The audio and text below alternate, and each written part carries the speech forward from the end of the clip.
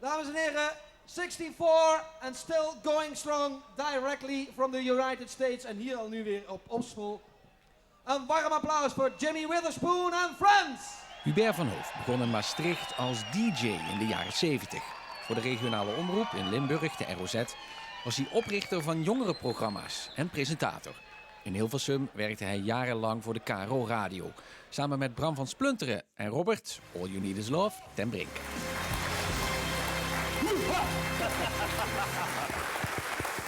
Nou, dat is een beetje Rebel Radio. Rebel Radio? Ja, je moet je voorstellen, wij kwamen als opvolgers, tussen 12 en 2 bij de KRO, kwamen wij als opvolgers van Hans van Willigenburg. Die zat van 10 tot 12? Ja, en de KRO die wilde dus dat helemaal omgooien. Die wilde nou echt rock'n'roll radio. Ja, wat draaiden wij? De Specials en The Police en New Wave. De Dead Kennedys. Too drunk to fuck. Ja, precies.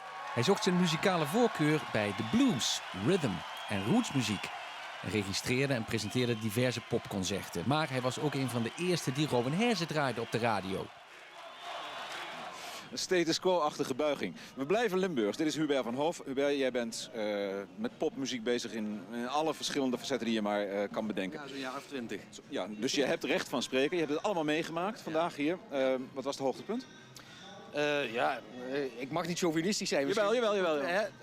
Ik Draai even naar de camera. Het was Rowan Hezen. Bonsoir, bonsoir. Vous êtes en compagnie du meilleur, du seul et unique Hubert Anzière. De grootste lol had hij in het boven water halen van originele muziekopnames. Dus dat is Kane, hè?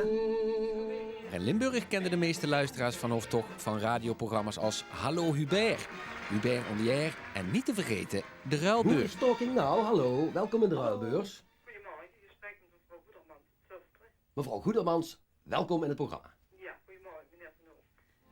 Ja, luisteraars, het gaat dus om een wortelnoten pianokrukje voor Vicky Brière uit Beegden. U belt 043 46 4x7.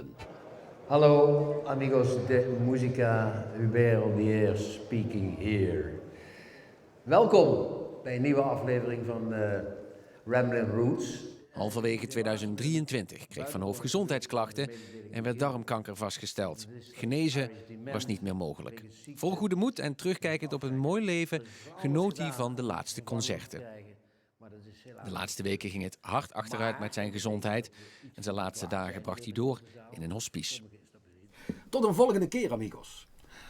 Oké, heb ik het zo goed gezegd? Dan zet maar uit. Passing through,